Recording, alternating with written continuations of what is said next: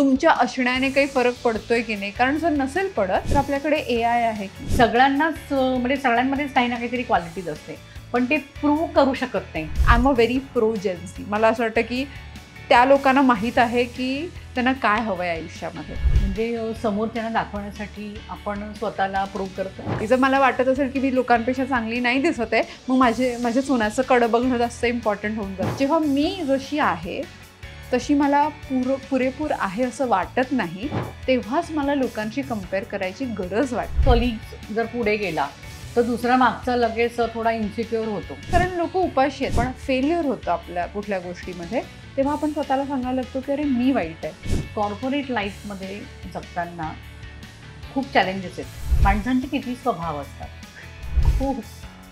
जितक्या व्यक्ती किती छटा येते माणसांच्या स्वभावाच्या. ॲक्च्युली छटा हजारो आहेत. Right leg, left leg, growth mode. नमस्कार, आमच्या नॉलेज कट्ट्यावरती तुमच्या सगळ्यांचं खूप खूप स्वागत. आजचं युग हे स्पर्धात्मक युग आहे, त्यामुळे सगळीकडे स्पर्धात्मक वातावरण आहे. या वातावरणामध्ये, या स्पर्धेच्या काळामध्ये स्वतःला प्रूव्ह कसं करायचं, स्वतःला सिद्ध कसं करायचं, हे मोठं आव्हान आजच्या नवीन पिढीपुढे आहे. अशा द्विधा मनस्थितीमध्ये असताना तरुणांनी काय करावं, यश आणि अपयश यांच्यामध्ये सांगड कशी घालावी, आज याच विषयावरती आपण चर्चा करणार आहोत. आदिती बरोबर. आदिती ही बिहेवियरल ॲनालिस्ट आहेत आणि त्याचबरोबर हाय परफॉर्मन्स लीडरशिप कोच देखील आहे. हाय आदिती, कशी आहेस तू? एकदम मजेत. Thank you so much. किती दिवसांनी आपण परत भेटतोय. मला वाटतं ऑलमोस्ट 1 इयर. ओके ना, आपण 1 वर्षांनी तरी भेटतोय. जसं आपण म्हणतोय की सध्या सगळीकडे कॉम्पिटिशन्स आहेत. तू एक बिहेवियर ॲनालिस्ट आहे. या कॉम्पिटिशन बघितल्यावरती तुला काय वाटतं, काय चॅलेंजेस आहेत हल्लीच्या पिढीपुढे? मला असं वाटतं की कॉम्पिटिशन आपल्याकडे ओव्हरऑल प्रत्येक पिढीला नव्याने होतीच. आता तसं स्पीड खूप बदललं आहे आणि आपल्याला असं वाटतं की अरे बापरे, आता एवढं सगळं होतं आहे आणि मी कसं मॅनेज करणार. जर आपण सगळंच मॅनेज करायला लागलो तर हे सगळं कठीण आहे, नो डाऊट. पण जर तुम्ही एखादा विषय किंवा एखादी फील्ड पकडली आणि त्या फील्डमध्ये आपली एक्सपर्टीज बिल्ड केली, तर तुम्हाला सर्वाईव्ह होण्याऐवजी त्याच्यामध्ये थ्राईव्ह व्हायला पण खूप ऑप्शन आहेत. म्हणजे एक वेळ होतं जेव्हा तुम्हाला फक्त भारतातले किंवा फक्त मुंबईतले जॉब अवेलेबल होते. तुम्ही आपला जॉब सोडून बाकी काहीच करू शकत नव्हता. पण जर तुमची तयारी असेल शिकायची आणि स्वतःला सातत्याने नव्याने शोधायची, तर तुम्ही तुमचा एक जॉब करत असताना अजून 3 गोष्टी करू शकता. ती पॉसिबिलिटी आत्ताच्या वेळेमध्ये आणि आत्ताच्या टेक्नॉलॉजीमुळे आपल्याकडे आहे. पण कॉम्पिटिशन ही थोडीशी तुमच्या करण्याच्या मानसिकतेवर खूप निर्भर आहे असं मला वाटतं. आत्ताची जी पिढी आहे म्हणा किंवा आत्ताचं जे वर्क कल्चर आहे, त्याच्यामध्ये प्रूव्ह युअर सेल्फ हे खूप ऐकावं लागतं मुलांना. What you mean by prove your self? म्हणजे तू कुठलंही काम करत असताना एक्झॅक्टली काय व्हॅल्यू जनरेशन करते. म्हणजे पूर्वी असं होतं की माझ्या फक्त असण्याने ऑफिसमध्ये सकाळी आलं की संध्याकाळी गेलं की मी येते ना ऑफिसला असं म्हणून काम व्हायचं. पण आता तसं नाही होतं. आता तुम्ही ऑफिसला आल्यावर तुम्ही नक्की त्या प्रोजेक्टसाठी किंवा ओव्हरऑल ऑर्गनायझेशनसाठी कॉन्ट्रिब्युशन काय करता, हा खूप महत्त्वाचा प्रश्न आहे. आणि ती व्हॅल्यू तुम्ही जनरेट करता की नाही, तुम्ही खरोखर तुमच्या असण्याने काही फरक पडतोय की नाही. कारण जर नसेल पडत तर आपल्याकडे AI आहे की, सॉफ्टवेअर आहेत की, बाकी लोकं आहेत जी एक्स्ट्रा करायला थोडेसे तयार आहेत की. मग त्यामुळे तुम्हाला जर तुमची जागा टिकवून ठेवायची असेल तर तुमचं कॉन्ट्रिब्युशन एक तर स्वतःसाठी डिफाईन करायला पाहिजे. ते डिफाईन केलेलं कॉन्ट्रिब्युशन महिनोन-महिने जसं वर्षानुवर्षामध्ये आपण कसं इम्प्रूव्ह करणार हे स्वतःला माहीत असलं पाहिजे. आणि तिसरी महत्त्वाची गोष्ट जी बरीच लोकं, स्पेशली मराठी लोकं करत नाहीत, ती म्हणजे हे कॉन्ट्रिब्युशन लोकांना आपण करतो आहोत हे सांगायला आपल्याला आलं पाहिजे. म्हणजे आपल्याला असं वाटतं की अरे आपण असं कसं सांगायचं, म्हणजे असं सांगितलं तर म्हणजे मी माझी स्वतःची तारीफ करणार ना. पण असं तारीफ करण्याचा पार्ट नाही येतो, फक्त बढावे मारण्याचा पार्ट नाही येतो. It is called corporate executive presence. मी जे काम करते आहे ते माझ्या कामाविषयी जर मी तुला सांगितलं नाही आणि तुला कळलं नाही तर तुला असंच वाटत राहणार की मी काम केलं नाही. त्यामुळे काम करणं जेवढं महत्त्वाचं आहे तेवढंच महत्त्वाचं आहे की लोकांना आपण केलेलं काम विशिष्ट पद्धतीने सांगता आलं पाहिजे, कॉन्फिडेंटली सांगता आलं पाहिजे. त्याच्यात कमी पडणारी लोकं खूप मेहनत करतात पण त्यांना प्रमोशन्स मिळत नाहीत किंवा रिझल्ट्स मिळत नाहीत. हा प्रॉब्लेम होतो. आता जसं तू म्हणालीस की मराठी लोक स्वतःला म्हणजे खूप कष्टाळू आहेत, खूप हो, काम करतात, सगळं हो. आहे, पण त्यांना ते म्हणजे तो शो ऑफ करता येत नाहीये. पण शो हा ऑफ शो ऑफ म्हणण्यापेक्षा नाहीये. हा. ऍक्च्युली आपण म्हणूया की त्यांना ते दाखवता येत नाहीये, म्हणजे काम करतायत हो. पण ते इतरांना दाखवण्याची त्यांना गरज वाटत नाहीये म्हणा, किंवा त्याच्यात ते थोडेसे कमी पडतात. त्यासाठी काय करायला हवं? एक तर पहिलं आपल्या कल्चरमध्ये असं आहे की आपल्याला समजा तू म्हणाली नसतं की अरे असं शो ऑफ होतो. आपल्याला जरा आपल्या कामाविषयी सांगावंसं प्रयत्न झाले की बाकीची मराठी लोकच म्हणतात अरे का शो ऑफ करायची गरज आहे. मग आपण नाही करत. कल्चरलीच आपल्याला असं वाटतं की करत राहिलं पाहिजे. My work will speak for myself. पण आता वेळ बदलली आहे, काळ बदलला आहे आणि त्यामुळे work speaking for your self doesn't work आणि आपल्याला आपला अप्रोच बदलायला हवा. पहिली गोष्ट हे महत्त्वाचं नाही की तुम्ही सगळ्यांना सांगाल, पण तुमच्या प्रोग्रेससाठी, तुमच्या प्रमोशनसाठी, तुमच्या अप्रेझलसाठी काही 2 ते 3 महत्त्वाची लोकं आहेत, जी तुमच्या टीममध्ये असतात. तुमचा इमिजिएट बॉस असतो, त्या बॉसचा बॉस असतो, तुमच्या टीममध्ये किंवा प्रोजेक्टचा जो लीड असतो. अशी 2 ते 3 महत्त्वाची जी लोकं आहेत, त्यांना आपण आता कुठे आहोत, आता कुठल्या 3 प्रॉब्लेम्सवर मी फोकस करणार आहे आणि त्यासाठी मी काय प्रयत्न करते आहे किंवा करतो आहे, हे कम्युनिकेट करत राहणं खूप महत्त्वाचं आहे. आणि बऱ्याच आपल्याला वाटतं की असं कसं करायचं, त्यांना वेळ नसेल, मग तेव्हा ईमेल लिहावा त्यांना.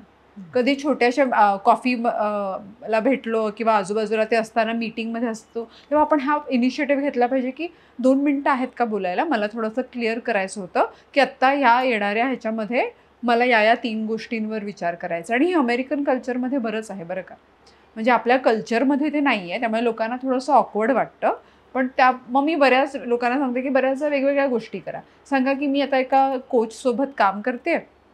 तिने सांगितलंय की तुझ्या बॉसशी जाऊन बोलायला आणि हे क्लिअर करायला की हे 3 गोल्स जर मी पुढच्या 3 महिन्यासाठी घेतलेत तर चालणार आहे का? हा एक पद्धतीचा भाग झाला. कारण तुम्हाला सांगायचं आहे, पण तुम्ही डायरेक्टली सांगू नाही शकत. समजा बॉस ऐकायला तयार नसेल, तर आपल्याला असं वेगळं कुठलं तरी कारण शोधावं लागेल, की अरे मी कुठेतरी अप्लाय करतोय, काहीतरी नवीन शिकतोय, मला हे कॉलेजचं ॲप्लिकेशन करायचं आहे, हा कोर्स. वेगवेगळ्या पद्धतीने तुम्ही स्वतःचे वाटा शोधा, पण communication is very, very important.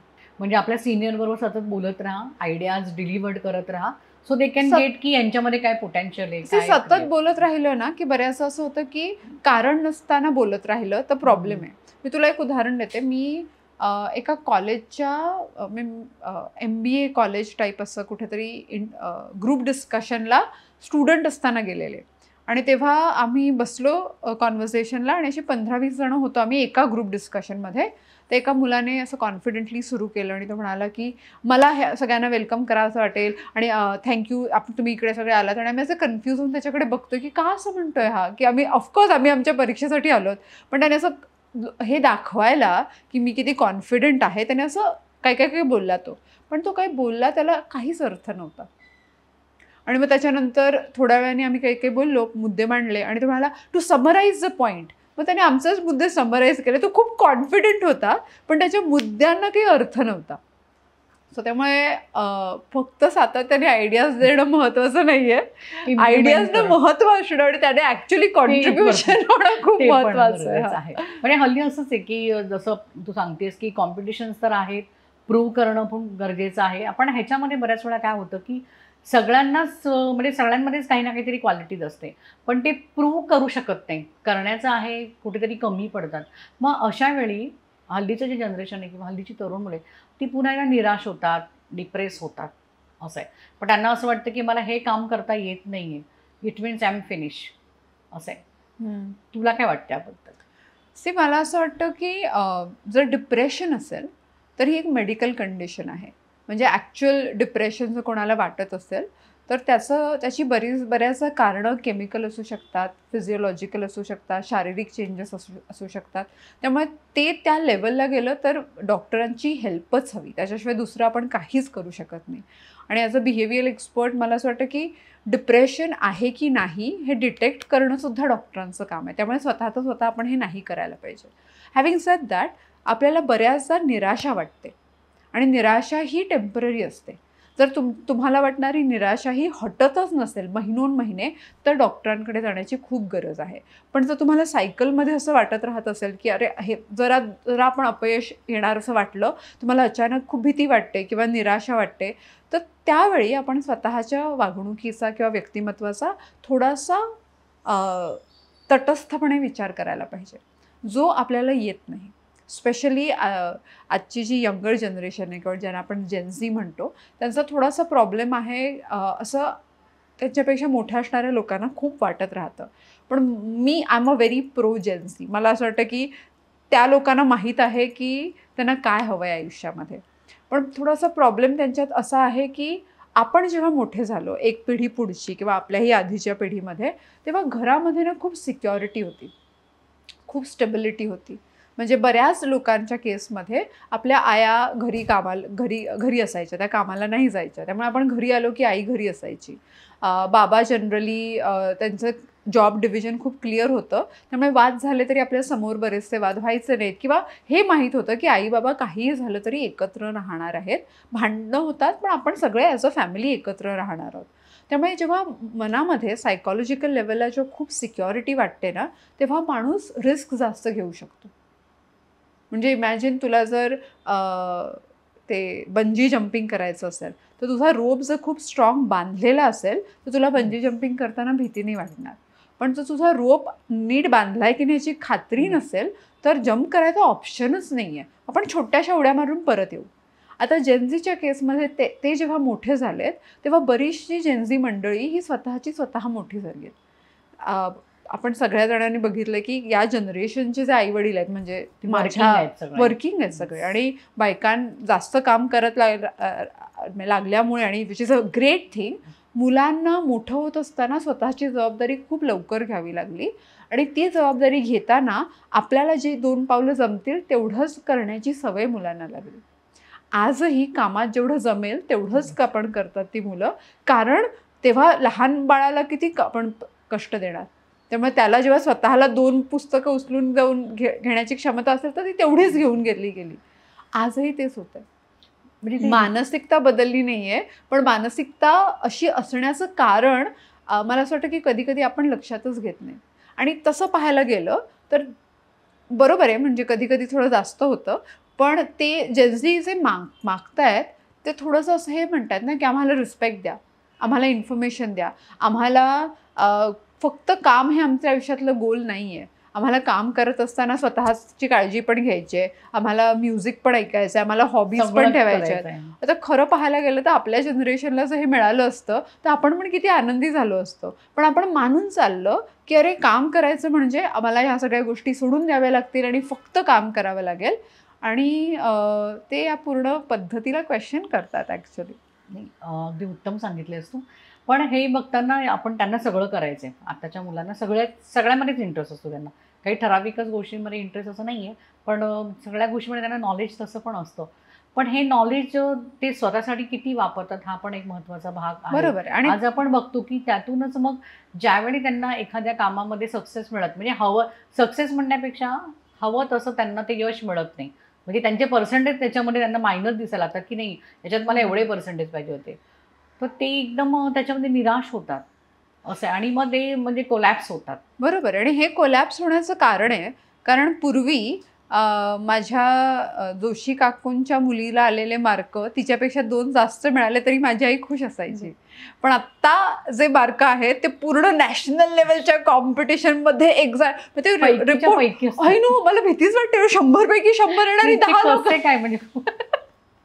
पण इमॅजिन की आत्ता जर ते स्टँडर्ड्स असतील, म्हणजे पूर्वी आपल्याला कॉम्पिटिशन पण नाही, जे स्टँडर्ड्सच वाढलेत. म्हणजे पूर्वी आपल्याला कॉलेजमध्ये असताना एखादं नवीन बॅग वगैरे मिळाली की आनंद व्हायचा.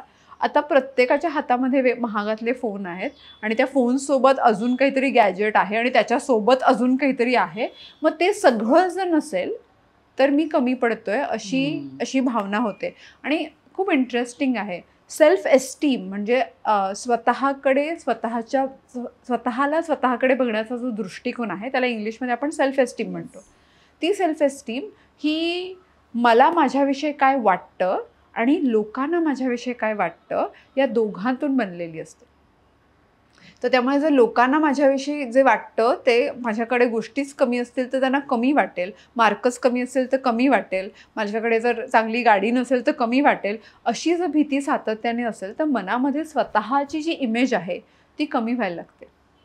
आणि ती जर कमी होत असेल आणि ती जर इमेज इथे असण्याऐवजी जर इथे असेल ना, तर आपण सातत्याने त्याला कॉम्पन्सेट करायला गोष्टींची अशी शिडी बनवत राहतो.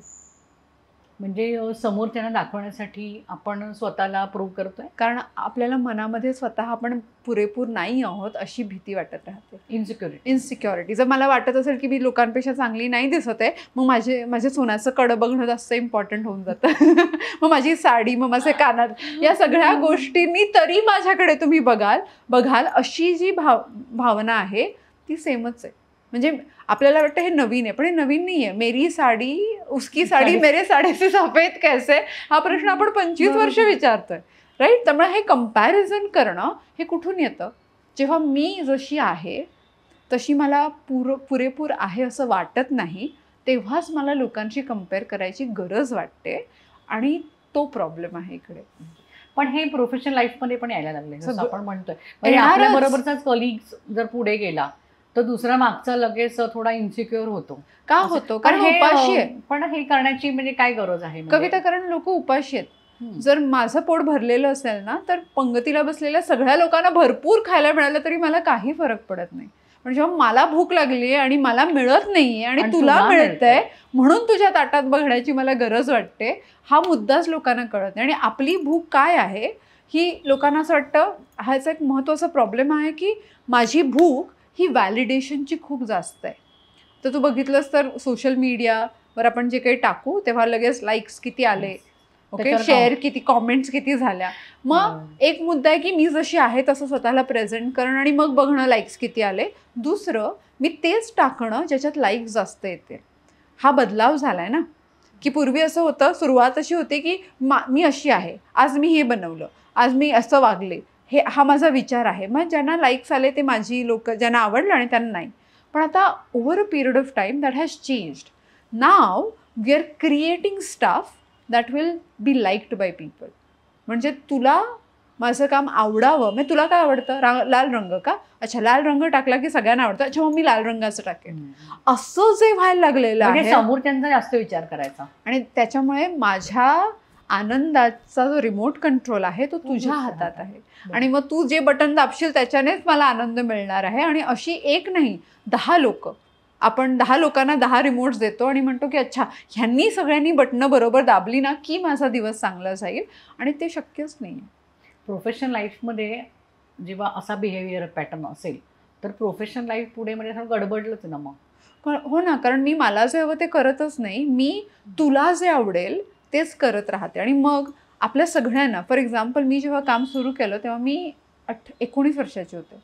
आणि तेव्हा मी जेव्हा व्यक्तिमत्वाचं अनालिसिस करायला लागले तेव्हा एवढीशी लहान मुलगी काय सांगणार असं लोकांना वाटलं. माझ्या बाबांना सुद्धा हे पटलं नाही, म्हणून त्यांनी मला त्या वयामध्ये सांगितलं की जर स्वतःचं करायचं असेल तर ज्या सिमरन ज्या जिले आपली जिंदगी, असं म्हणून बाबांनी सांगितलं तू स्वतःचं स्वतः कर, म्हणून मला घरातून बाबांनी जायला सांगितलं. पण तेव्हा जर बाबांना जे पटलं असतं किंवा लोकांना जे पटलं असतं ते मी केलं असतं ना, तर मला असं वाटतं की आज मला जे माहीत होतं की मला हे कळतंय किंवा मला हे पटतंय ते मी कधीच करू नसते शकले.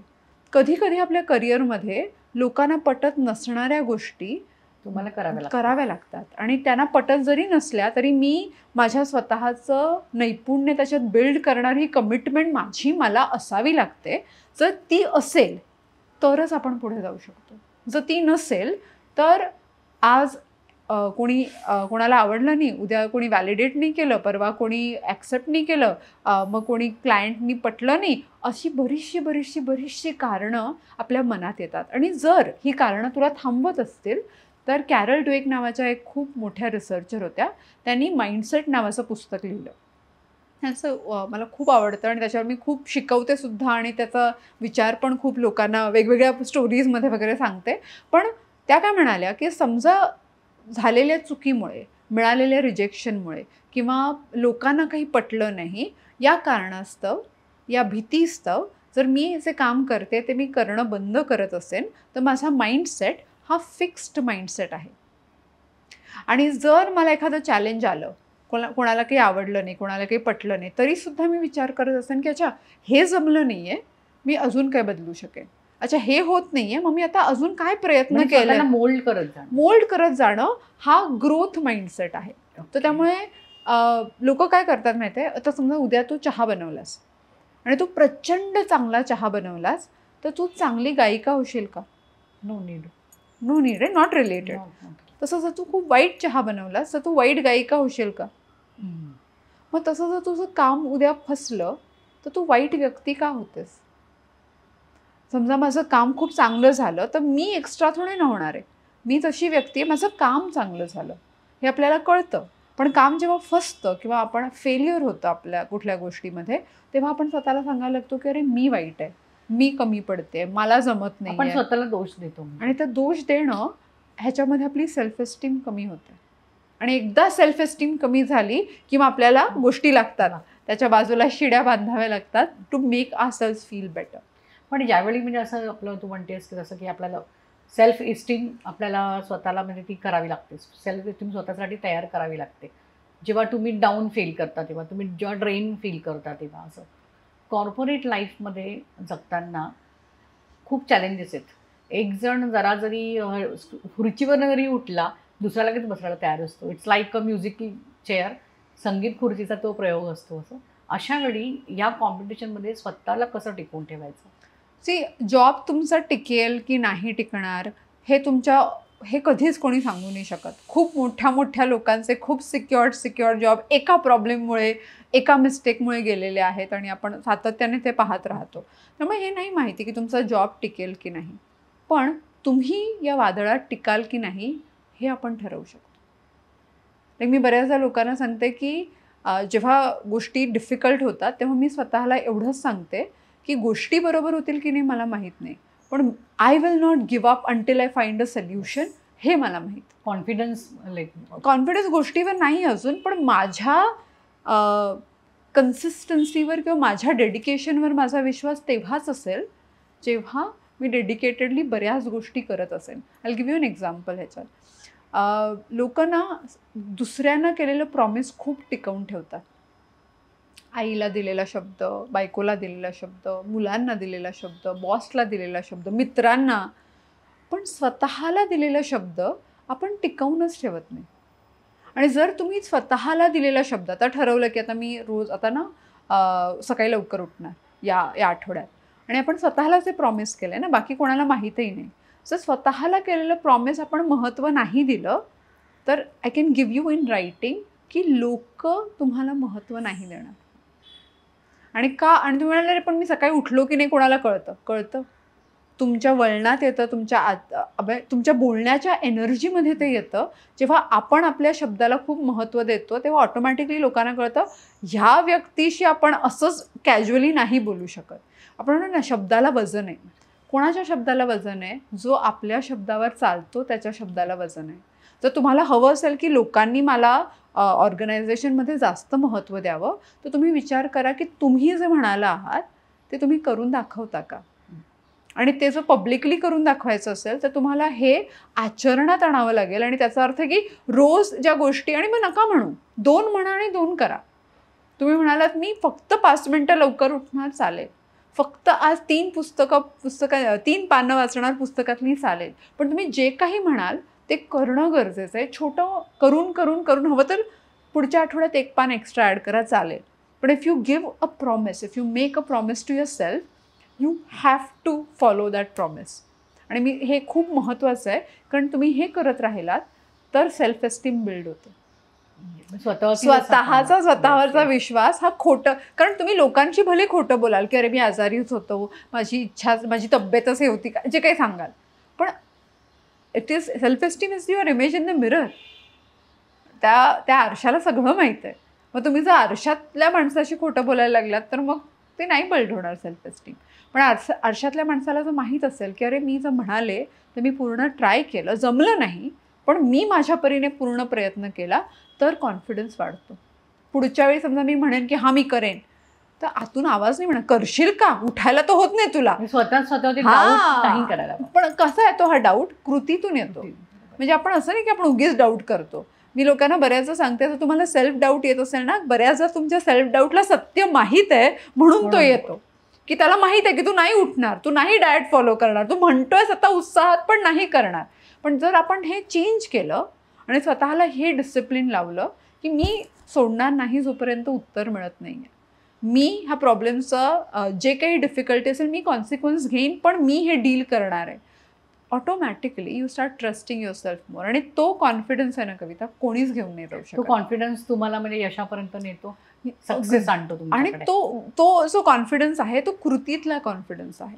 म्हणजे आता समजा मी स्वतःला खूप सांगितलं की मला खूप चांगली डाळ बनवायची आहे, खूप मस्त डाळ बनवायची, असं करून मी स्वतःला सांगितलं आणि बनवायची चांगली डाळ, पण मी तर रेसिपी वगैरे बनवली आणि मी एकदा प्रयत्न केला. वर्सेस जर तुमच्याकडे जेवण बनवणारे जे महाराज असतील, ते 30 वर्ष डाळ बनवत आहेत, त्यांना डाळीविषयी बोलता येत नाही खूप, पण त्यांना डाळ बनवायला सांगा.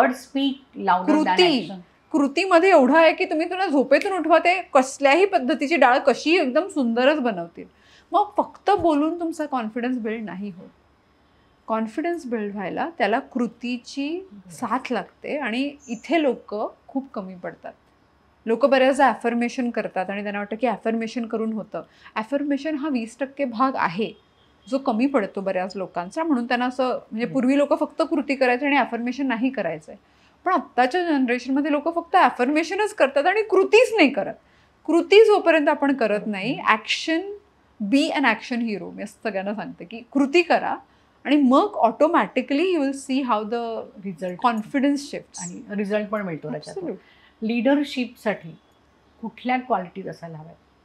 हा खूप कॉम्प्लिकेटेड प्रश्न आहे, कारण तुम्ही ज्या पद्धतीचं काम करताय, तुमचे लीडरशिपचे जे काही चॅलेंजेस आहेत त्या पद्धतीने ते बदलावं लागतं. पण सगळ्यात महत्त्वाचा माझा अप्रोच लीडरशिपला आहे what we call situational leadership. म्हणजे मी असा लीडर आहे, माझं काम असंच चालतं, हे चालणं बंद झालं आहे बऱ्याच वर्षांपूर्वी.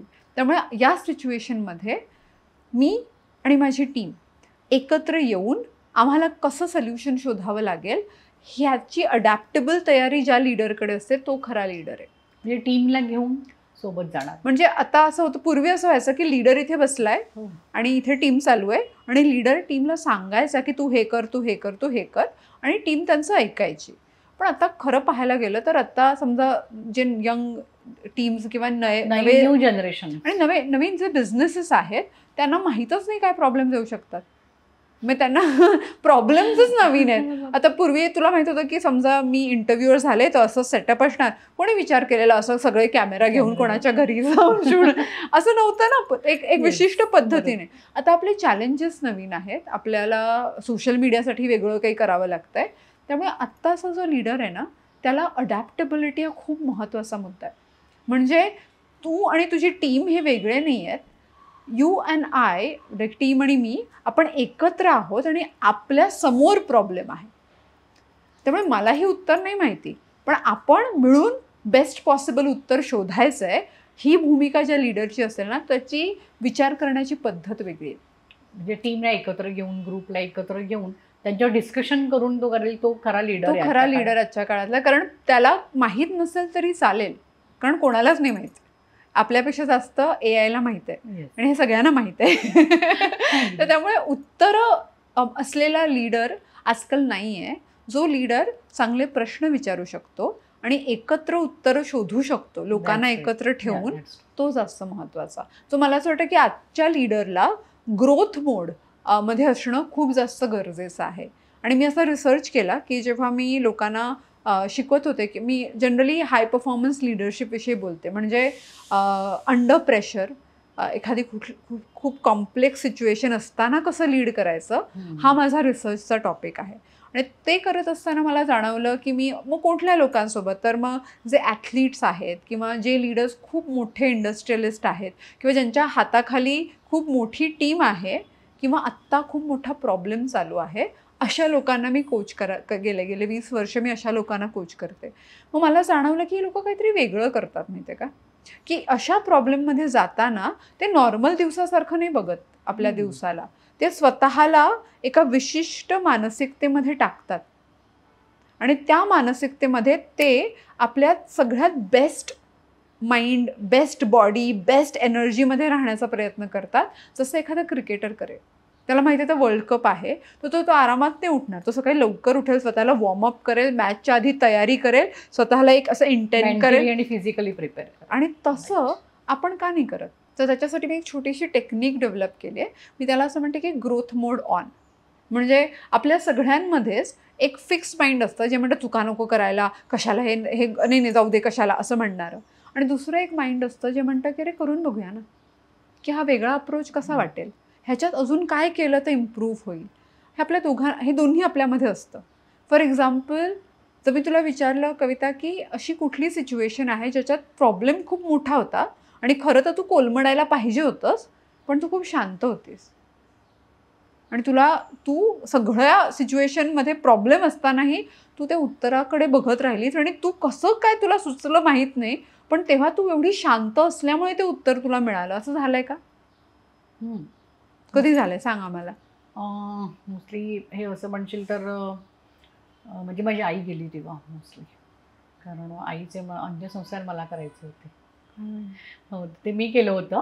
आता तू विचारलंच म्हणून, तर तेव्हा मी खूप असे हे झाले होते, ऑलरेडी पॅनिक होते. सगळी सिच्युएशन म्हणजे खूप अशी वेगळीच होती ती. आणि मी त्या झोनमध्ये पण आय थिंक की नाही मी करू शकते, मी केलं.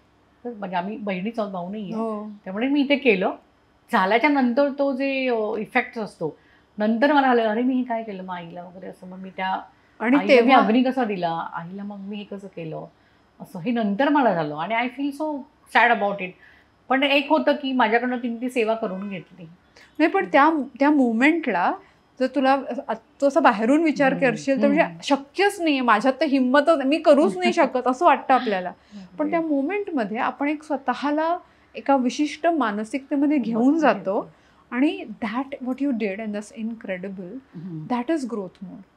की सगळं कोलमडत असताना सुद्धा मी जे योग्य आहे, जे जरुरी आहे, ज्याची गरज आहे, ती ऍक्शन मला वाटलं की आपण हे करायला हवं असं. तर मी आय डन दॅट. मी ते केलं होतं. हे जर आपल्याला ॲक्टिवेट करायचं आहे ती स्टेबिलिटी. आता विचार कर, ही तू जी एवढी शांत होती तीच तू छोट्याशा प्रॉब्लेमवर स्ट्रेस्ड आउट पण होते, ओव्हर थिंकिंगमध्ये पण जाते आणि तेव्हा तुला आठवतं की अरे माझं डोकं असं माझ्या विरुद्ध का वागतंय. अशा सिच्युएशनमध्ये टू गॅदर युअर सेल्फ आणि to switch on that part of you जो ऑलरेडी तुझ्यात आहे, त्याला मी ग्रोथ मोड ऑन असं म्हणते. आणि मी लोकांना सांगते की कुठल्याही सिच्युएशनमध्ये जर आपण स्वतःला सांगितलं 1 सेकंद घेऊन right leg, left leg, growth mode on कर, right leg, left leg, growth mode on. खूप छान आहे. आणि आपण असं केलं, आपण स्वतःला सांगितलं की अरे मला ओके आता मला नाही माहिती असं उत्तर काय आहे, पण right leg, left leg, growth mode on. म्हणजे आपलं काहीतरी एक ऍक्टिव्ह होतं, स्टिम्युलेट होतं वाटतंय की नाही. आणि त्याने काय होतं, मी स्वतःकडे डिमांड करते की मला आत्ता थोड्या वेळासाठी 15 मिनिटासाठी 1 तासासाठी एका विशिष्ट फोकसने, कमिटमेंटने, सोल्युशन फोकस राहून उत्तर शोधायचं आहे. आणि आपल्या मनाकडे आपण असं मागू शकतो बरं का, पण आपण मागतच नाही. जसं आता समजा ताप आला असेल बाळाला, तर आई कशी तिला ताप आला असेल तरी विसरते आणि सगळं करायला लागते. आणि तेच जर स्वतःला ताप आला असेल आणि बाळ नसेल तर किती कष्ट पडतात आपल्याला उठायला. आपण मनाला ट्यून इन करू शकतो जर प्रायोरिटी बदलली थोड्या वेळासाठी. हे पूर्ण वेळ नाही राहू शकत, पण आत्ता मला प्रेझेंटेशन करायचं आहे, right leg, left leg, growth mode on. मला माहिती आहे मला आता ह्याच्या पुढे थोडीशी भीती वाटू शकते. आता या सिच्युएशनमध्ये सतत स्वतःला तुम्ही स्टिम्युलेट करा. इन शॉर्ट स्वतःला सतत नका करू. तुम्हाला जेव्हा वाटेल किंवा दिवसातून 2-3 वेळा करा. कारण सतत केलं की दमायला होतं, कारण आपल्याला एवढं नाही करायचं असतं आपल्याला. त्यामुळे जेव्हा त्या सिच्युएशनमध्ये दिवसातून 2 ते 3 वेळा जर तुम्ही असं केलं आणि मनाला ट्रेन करून ठेवलं तर तुम्ही पळू शकता जेव्हा सिच्युएशन बिघडते तेव्हा. फॉर एक्झाम्पल, समजा एखादा सैनिक युद्धाच्या फील्डवर आहे, आत्ता वॉर चालू आहे, तर तेव्हा तो शिकू नाही शकत ना की कसं चालवायची बंदूक. ती त्याला आधी शिकलेली असायला पाहिजे, तेव्हा तो वापरू शकतो. मग जर आपल्याला अंडर प्रेशर जर खूप चांगलं वागायचं असेल तर त्याच्या आधी आपल्याला रोज थोडं थोडं थोडं स्वतःला प्रिपेअर करायला पाहिजे. त्यामुळे दिवसातून 2-3 वेळा असं right leg left leg growth mode on केलं की मग आपण स्वतःला ते प्रॅक्टिस करत राहतो आणि जेव्हा प्रॉब्लेम येतो, जेव्हा चॅलेंज असतं, तेव्हा आपण खूप चांगलं करतो. आणि बाय द वे लीडरशिपमध्ये ही खूप चांगली गोष्ट आहे. जर तुम्हाला दिवसातून एक प्रॉब्लेम असा येत असेल ज्याचं उत्तर तुमच्याकडे नाही आहे, so it is training you to be a better leader. कारण leadership is all about dealing with uncomfortable situations आणि डीलिंग विथ डिफिकल्ट पीपल. बरोबर आहे. Dealing with difficult people this is the most important. कारण वेगवेगळ्या म्हणजे तुम्हाला team worker बरोबर सगळं कॉर्डिनेशन करायचं असतं, त्यांना घेऊन काम करायचं असतं. आणि कधी कधी तुम्ही आहात ना की जे त्या काय म्हणतो आपण मांजरीच्या गळ्यात घंटा बांधणार तुम्ही आहात. तुम्ही जाऊन सांगणार की अच्छा तुम्हाला फायर करावं लागतंय किंवा हे जमत नाहीये तुला, मग लोकांना राग येतो, मग ते सगळं मॅनेज करणं. म्हणजे डिफिकल्ट कॉन्व्हर्सेशन्स तुम्हाला उद्या खूप चांगली करायची. तुम्ही जेवढे चांगले लीडर बनाल, जेवढे प्रमोट व्हाल, तेव्हा तुम्हाला हेच करायचं आयुष्यात की डिफिकल्ट प्रॉब्लेम्सना डील करायचंय आणि डिफिकल्ट लोकांना डील करायचंय. म्हणजे प्रमोशन बरोबर हे टेन्शन पण येणारच आहे. मग त्यासाठी स्किल बिल्ड करूया ना. स्किल बिल्ड करा. मग अभ्यास करा या गोष्टीचा की काय करायला पाहिजे. आणि खूप खूप कॉम्प्लिकेटेड नाही आहे बघायला गेलं तर. अशी काही लोक आहेत जी तुमच्यापेक्षा चांगली आहेत इन मॅनेजिंग पीपल. आहेत ना अशी लोक. मग त्या लोकांना आपण ऑब्झर्व करूया. ओके. आपण अशी पुस्तकं वाचूया ज्याच्यात ह्याच्याविषयीच बोलतात. तेच विचारते, अशी कुठली पुस्तक आहेत की जी हा जो माइंडसेट आहे ना ह्याच्यामध्ये जे सारखं म्हणजे हे दोलायमान स्थिती होत असते, जमलिंग होतं आपल्याला, हे करायचं की ते करायचं, तर कुठली पुस्तकं आहेत अशी काय सजेस्ट? मी जनरली अशी जी पुस्तकं आहेत ती इंग्रजीत वाचत असल्यामुळे मला त्यांचे ऑथर्स माहिती आहेत. कॅरल ड्वेक नावाच्या ज्या ऑथर आहेत त्यांचं माइंडसेट नावाचं एक पुस्तक आहे. अप्रतिम आहे. कारण ते ह्याविषयी बोलतं की आपण ग्रोथ माइंडसेट किंवा फिक्स माइंडसेटमध्ये कसे अडकलेले असतो. दुसरं एक पुस्तक आहे ज्याचं माझे एक ट्रेनर होते मार्शल गोल्डस्मिथ, त्यांचं हे पुस्तक आहे. ते लीडरसाठी मस्ट रीड असं पुस्तक आहे. What got you here won't get you there. म्हणजे जे काही करून तुम्ही इथे पोहोचला आहात ते चांगलं आहे, पण आता समजा नवीन काही करायचं असेल तर स्वतःला नव्याने घडवावं लागेल. आणि त्या पुस्तकात ते लोकांशी बोलताना जे कॉम्प्लिकेशन्स येतात त्याविषयी मोठ्या प्रमाणात त्याविषयी बोलतात. तर ते पुस्तकसुद्धा खूप महत्त्वाचं आहे. मराठीमध्ये यांची भाषांतर केलेली सुद्धा पुस्तकं असतात, ट्रान्सलेटेड बुक्स पण आहेत मला वाटतं. ही 2 आहेत की नाही मला माहीत नाही, पण मला मराठीमध्ये आनंद नारळकर्ण्यांचं स्वभाव विभाव नावाचं जे पुस्तक आहे ते मी 2000 मध्ये वाचलेलं आणि ते आजही माझ्या बुकशेल्फमध्ये आहे. आणि मला प्रचंड आवडतं कारण त्यांचं जे लिखाण आहे ते ऑब्झर्वेशनल सायकॉलॉजीवर लिहितात. म्हणजे हा व्यक्तीने असं केलं म्हणजे ह्याचं भूमिका अशी होती आणि मग त्याच्यामुळे मग ते तुम्हाला हेही शिकवतात वाचता वाचता की तुम्ही नक्की काय बघायला पाहिजे. तर त्यामुळे त्यांची सगळीच पुस्तकं वाचायला. मला एक विचारायचं आहे तुला अदिती की लाईफमध्ये आता आपण म्हणतोय लीडरशिपवरती आपण बोलतोय, आपण वर्क कल्चरवरती बोलतोय, वर्क स्ट्रेसवरती पण बोलतोय, how to deal with that situation ह्याच्यावर पण बोलतोय. लाईफमध्ये प्लॅन ए आणि बी असायला हवेत का? हो, खूप गरजेचं आहे. म्हणजे आताचं जे प्रोफेशनल लाईफ आहे कोणालाही, आताचं जे कॉम्पिटिटर लाईफ आहे आताची, मला असं वाटतं की कशातही असायला पाहिजे. लोक असं म्हणतात की एकच प्लॅन ठेवा आणि तोच पूर्ण होतो असं पहा आणि त्याच्यात तुमचं सर्वस्व झोकून द्या. हे आपण प्लॅन बी ठेवून सुद्धा करू शकतो. बऱ्याचदा लोक असं म्हणतात की एक ऑप्शन ठेवा आणि त्याला तुमचं सर्वस्व द्या आणि ऑप्शन बी नसायलाच पाहिजे. इट्स अ 300 मूवीमध्ये अशी ती थिअरी होती की ते एका बेटावर पोहोचतात आणि बोटच जाळून टाकतात. मग आता तुम्हाला परत जायचं असेल तर जिंकूनच जायला पाहिजे. आणि मला असं वाटतं एवढं करायची गरज नाही. आपण नाही वॉरवर आहोत, आपण आयुष्य जगतो आहोत. त्यामुळे डोक्यामध्ये मी तर असं लोकांना ट्रेन करते की कुठल्याही प्रत्युत्तर देताना, कुठल्याही स्ट्रॅटेजी करताना, कुठलाही प्रॉब्लेम सॉल्व्ह करताना 3 उत्तरं शोधा. आणि असं मी स्वतःला डोक्यात ट्रेन केलं आहे इतक्या वर्षात. कारण समजा ह्या प्रश्नाचं उत्तर हे लागलं नाही तर माझ्या मनात सडनली अरे उत्तरच नाही असं नाही व्हायला पाहिजे. तर त्यामुळे thinking in 3 possibilities it's a training program. आणि ते जर तुम्ही केलं तर ॲज अ लीडर तुम्ही शांत राहाल. त्यामुळे point A to B, plan A is a good idea, पण plan B and plan C must be created in your mind. मग करा ए. आणि 3 प्लॅन असले तरी पहिल्या प्लॅनला आपण सर्वस्व देणं की नाही ही आपली चॉईस आहे. त्यामुळे तुम्ही ठरवलं की मला हे कमिटमेंटने करायचं तर करू शकतो. त्यामुळे प्लॅन बी बंद करून काही उत्तरं सॉल्व्ह नाही होत. Actually it will make you more काम. माणसांचे किती स्वभाव असतात, खूप. जितक्या व्यक्ती किती छटा येते माणसांच्या स्वभावाच्या. ॲक्च्युली छटा हजारो आहेत, पण ब्युटी ही आहे की लोकांना समजून घेताना ना मला असं वाटतं की पीपल आर लाईक पोएट्रीज, कवितांसारख्या आहे. नाही, आणि त्यांना आपण जसं इंटरप्रिट करू ना, त्यामुळे त्या एका वाक्याचे किती हवे तेवढे इंटरप्रिटेशन्स कसे कवितेत निघतात, तसेच एक प्रत्येक व्यक्तीमध्ये चांगली व्यक्ती आणि वाईट व्यक्ती असं काही नसतं. मिक्स्ड नाही, प्रत्येक व्यक्ती तुमच्याशी चांगली किंवा वाईट वागू शकते, कारण तुम्ही त्यांच्यातले चांगले किंवा वाईट भाव ॲक्टिवेट करत असता. त्यामुळे तुमच्यावर पण खूप आहे इम्पॉर्टन्स की किती ते तुमच्याशी वागतील. त्यामुळे ती व्यक्तीच वाईट आहे, टॉक्सिकच आहे ह्याच्यावर माझा विश्वास नाही आहे, कारण मी एवढ्या प्रकारची लोकं बघितली आहेत.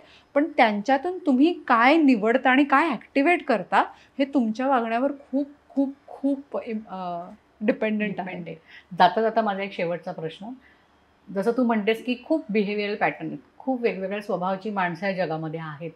आजच्या काळामध्ये कुठल्या स्वभावाची माणसं ही अगदी आनंदाने जगू शकतात, ठामपणे जगू शकतात म्हणते मी? ज्यांना सिच्युएशनला ॲक्सेप्ट करण्याची तयारी आहे. मला म्हणजे काहीही झालं तरी ही गोष्ट करताना मला हे करायची गरज आहे म्हणून मी ती करणार, पण कुठलीही गोष्ट पर्सनली न घेता असं मी करत राहिले. त्याच्यात कबीरचा खूप सुंदर दोहा आहे. तो म्हणतो, कबीरा खडा बाजार में मांगे सबकी खैर, ना काहो से दोस्ती ना काहो से बैर. अशी लोक. बरोबर आहे. म्हणजे कोणाशी वादही नाही घालायचा. नाही, वाद घाला तुम्ही, पण तो वाद बैर नका बनवू. आणि मैत्री करा, पण मैत्रीमध्ये ह्या व्यक्तीच्या मैत्री असेल तर माझं होणार काहीतरी भलं आणि नसेल तर मी नष्ट होणार असं नाही आहे. तुम्ही स्वतःवर मी लोकांना सांगत राहते की lean on others but count on your self. कारण तुमचा तुम्हाला पाठिंबा असला पाहिजे. लोक असतील किंवा नसतील, ते राहतील किंवा नाही राहतील, त्यांच्यावर जर तुमचं आयुष्य निर्भर झालं तर प्रॉब्लेम आहे. मला वाटतं आमच्या प्रेक्षकांना देखील आज आदितीकडनं खूप काही शिकायला मिळालं असेल. आज आदिती, तू वेळात वेळ काढून आमच्या कार्यक्रमास आली याबद्दल तुझे खूप खूप आभार. थँक्यू. मला बोलावल्याबद्दल आणि एवढे छान प्रश्न विचारल्याबद्दल थँक्यू.